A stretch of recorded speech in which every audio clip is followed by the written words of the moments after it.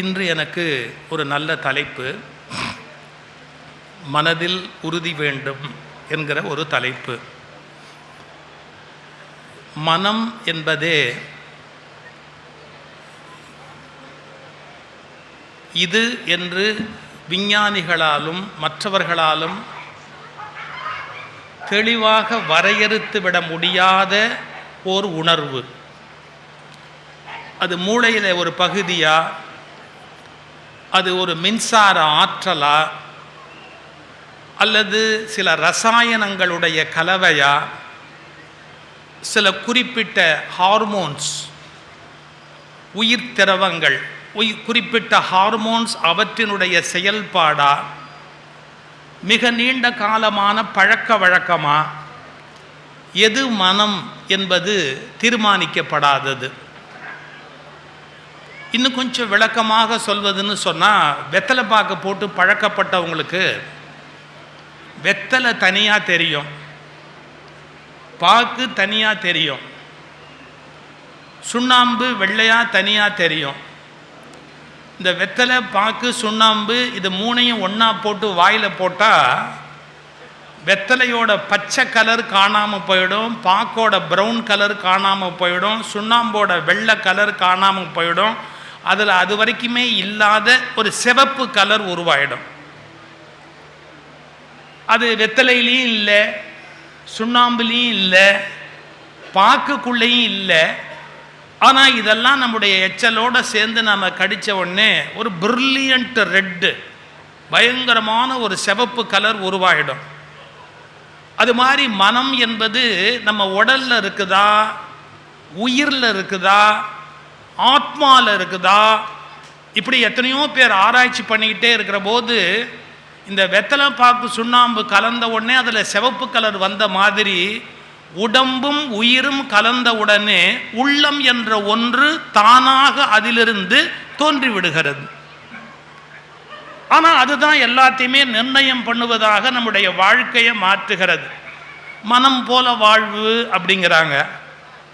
இந்த மனம் என்பது எங்கே இருக்குது, என்ன பண்ணும் அப்படின்னு தெரியலன்னா கூட அதுதான் நம்முடைய வாழ்வினுடைய எல்லா முடிவுகளையுமே தீர்மானிக்கிறது.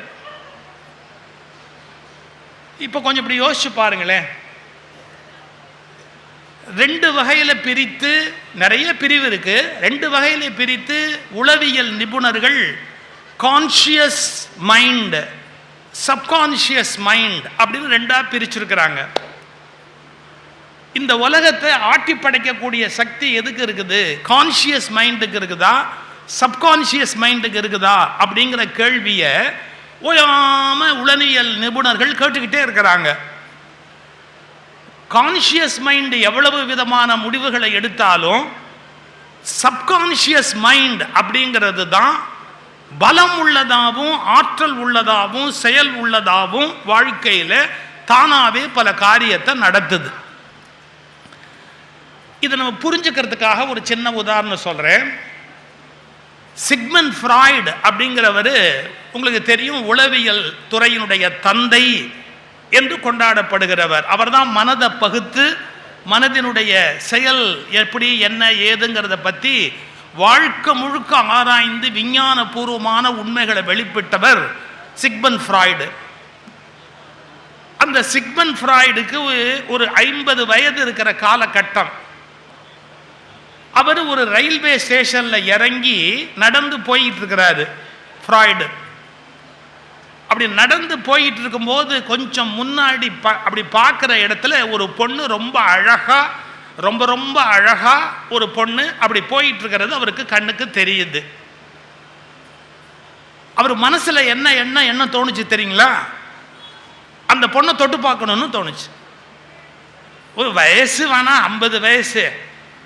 ஒன்று மட்டும் ஒரு உண்மையை சொல்லிட்டா, வயசாயிட்டதால எவனும் நல்லவன் ஆகிடான்னு நம்பி ஏமாந்துடாதீங்க. வயசாயிடுச்சு அதனால இவர் நல்லவர் ஆயிருப்பார்னு மட்டும் தயவு செய்து நம்பாதீங்க. அதுக்கு சம்பந்தமே கிடையாது. இவர் என்ன நினைக்கிறாரு, அவரோட ப்ராப்பர்ட்டியா இது, அது எவன் ப்ராப்பர்ட்டியோ, இவருக்கு அதை தொடர்றதுக்கு ஏதாவது ரைட்ஸ் இருக்கா? 50 வயசு ரயில் பிளாட்ஃபாரத்தில் நடந்து போகிற, அது எவனோ பொத்த பொண்ணு போகுது, அழகாக போகுது, அது அழகாக இருந்தாருன்னா அழகாக இல்லாட்டி உனக்கு என்ன? இந்த ஃப்ராய்டு என்ன நினைக்கிறாரு, போய் தொட்டு பார்க்கணும் அப்படின்னு நினைக்கிறாரு. ஒரு 2 செகண்டில் உள்ளேருந்து ஒரு பிசாசு எந்திரிச்சு புத்தி சொல்லும், ஏய் உன் வயசு என்ன, உன் படிப்பு என்ன, சொசைட்டியில் உன் பொசிஷன் என்ன, நீ உளவியல் பகுப்பாய்வாளர் அப்படின்னு அவ்வளோ பெரிய உளவியல் துறையின் தந்தை அப்படின்னு பாராட்டப்பட்டிருக்கிற ஒரு பெரிய மனுஷன், நீ போய் அந்த பொண்ணை தொட்டா மரியாதையாது, அது தப்புன்னு உனக்கு தோண வேணாமா, இந்த மாதிரி காரியத்தை எல்லாம் நீ செய்யலாமா அப்படின்னு உள்ளேந்து ஒன்று அறிவு சொல்லிக்கிட்டே இருக்க. அறிவு சொல்லிக்கிட்டே இருக்கும்போதே தொட்டுட்டார். டன் டன் எக்ஸிக்யூட்டட், காரியம் முடிஞ்சு போச்சு, போய் தொட்டுட்டார். அன்னைக்கு ராத்திரி வந்து யோசிக்கிறாரு, நான் எவ்வளவு விஷயங்களை கண்டுபிடிச்சிருக்கிறேன், இது தப்புன்னு எனக்கு தெரியும், இதை செய்யாதேன்னு வேற ஒன்று சொல்லிக்கிட்டே இருக்குது. செய்யாதேன்னு சொல்ற போது கூட நான் பாட்டுக்கு போய் என்னத்துக்கு அதை தொட்டேன், தொட்டுக்கலாமா, தொடக்கூடாது இல்லையா, அப்போ என் புத்தியை செருப்பால் அடிக்க வேண்டாம், இவ்வளவு யோசிக்கிறாரு. ஆனா நான் ஏன் தொட்டேன்? இப்ப நான் ஒரு வார்த்தை சொல்றேன் பாருங்க, நீங்க எவ்வளவுதான் அறிவுபூர்வமான முடிவுகளையும் உங்க கான்சியஸ் மைண்டால எடுத்தாலும், விழிப்புணர்வு மனத்தினால, நீங்க சவுண்ட் குறைக்கணும் எனக்கு, அந்த விழிப்புணர்வு மைண்டினால நீங்க உங்க கான்சியஸ் மைண்ட்ல முடிவுகளை எடுத்தா கூட, த மோஸ்ட் பவர்ஃபுல் திங் என்ன அப்படின்னு கேட்டா, உங்களுக்கே தெரியாம உங்களுக்குள்ள உட்கார்ந்து இருக்கிற சப்கான்சியஸ் மைண்டோட முடிவுகள் என்னவோ அதுதான் செயலுக்கு வரும். இதை மேல்நாட்டுக்காரங்க என்ன பண்ணிட்டாங்க, கான்சியஸ் மைண்ட் சப்கான்சியஸ் மைண்ட் ரெண்டா பிரிச்சு, அது ரெண்டும் எவ்வளவு பலமுடையது பலம் இல்லாதது அப்படின்னு ஆராய்ச்சி பண்ணிக்கிட்டே வந்தாங்க. இங்க இந்திய மரபியல்ல என்ன பண்ணாங்க, மாயை அப்படின்னு ஒன்று சொல்லி அதை பராசக்தி அப்படிங்கிற ஒரு மாதிரி ஒரு உருவத்தை கொடுத்து, புராண கதைகளை கொடுத்து, அந்த மாயை அப்படிங்கிறது வந்து அது ஒரு ஆற்றல், புத்தி அப்படிங்கிற அறிவு இருக்கு, அது வந்து ஒரு ஆற்றல், இந்த அறிவினுடைய பலம் கான்சியஸ் மைண்ட், இந்த மாயையினுடைய பலம் சப்கான்சியஸ் மைண்ட்.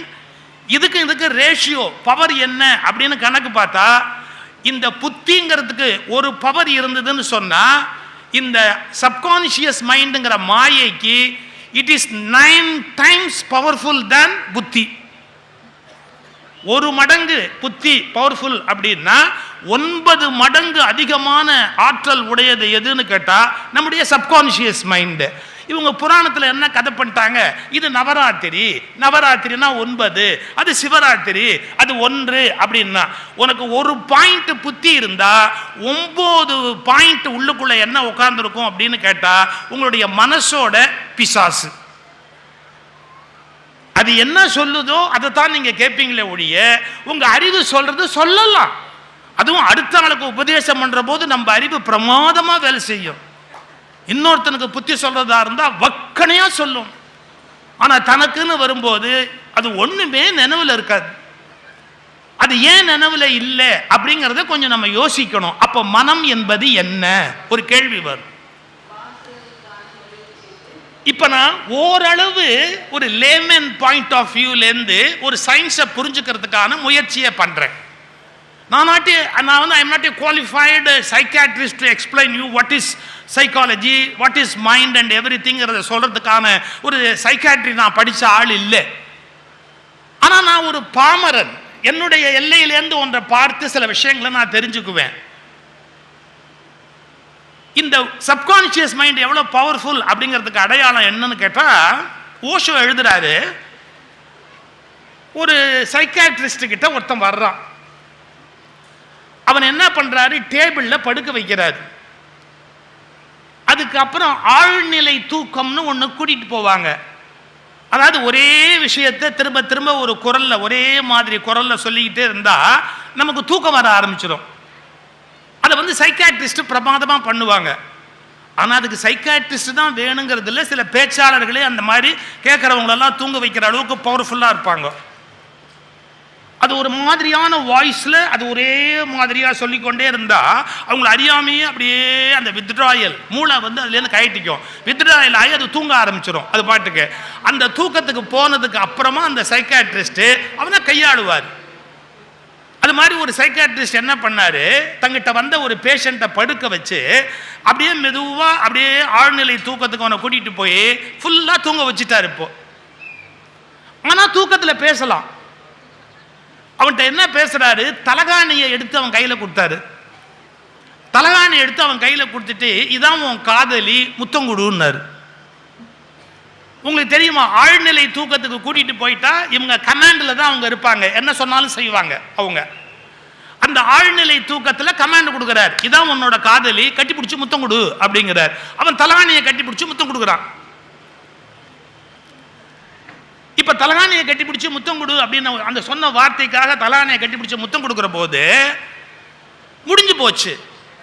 இந்த சைக்காட்ரிஸ்ட் என்ன பண்ணாரு, அந்த தலகாணியை மெதுவா அப்படி உருவி அந்தாண்ட வச்சுட்டு அவங்கிட்ட சொல்றாரு, நான் இப்ப உன்னை எழுப்பிடுவேன், ஆனா நான் எழுப்பினதுக்கு அப்புறம் சரியா 30 நிமிஷத்துல மறுபடியும் நீ உன் காதலிக்கு முத்தம் கொடுக்கணும்.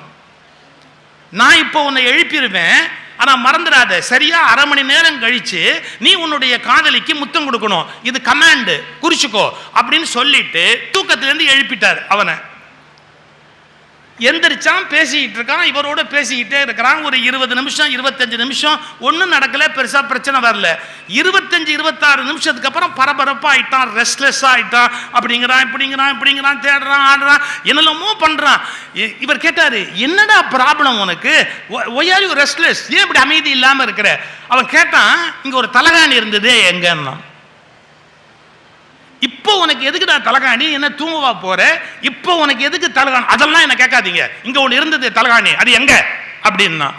அது இல்லடா, அது எங்கேயோ போயிடுச்சு அப்படின்னா.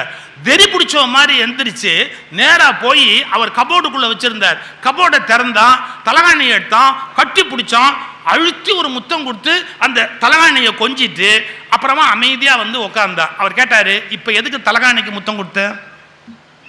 அவன் பதில் சொன்னான், எனக்கு தெரியாது, உள்ளேந்து ஒரு குரல், கட்டி பிடிச்சி முத்தம் கொடு, கட்டி பிடிச்சி முத்தம் கொடு, கட்டி பிடிச்சி முத்தம் கொடுன்னு சொல்லிக்கிட்டே இருந்தது. அந்த தலகாணியை கட்டி பிடிச்சி முத்தம் கொடுக்கறதுக்காக தான் அது ஏன் வந்தது என்ன வந்ததுன்னு தெரியாது.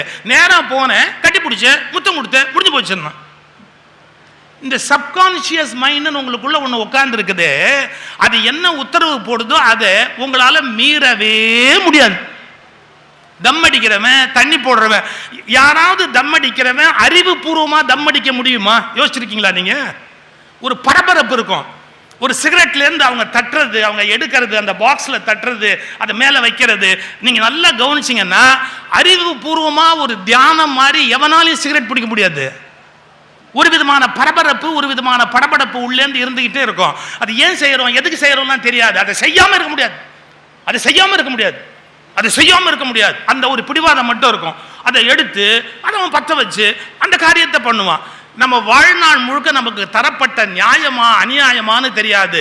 கான்சியஸ் மைண்டுங்கிறது ஒரு யூனிட் பவர்ஃபுல்னு சொன்னா, சப்கான்சியஸ் மைண்ட் அப்படிங்கிறது 9 டைம்ஸ் பவர்ஃபுல். அந்த 9 மடங்கு வலிமை உடைய ஒரு ஆற்றலை நீங்க எப்படி ஜெயிப்பீங்க?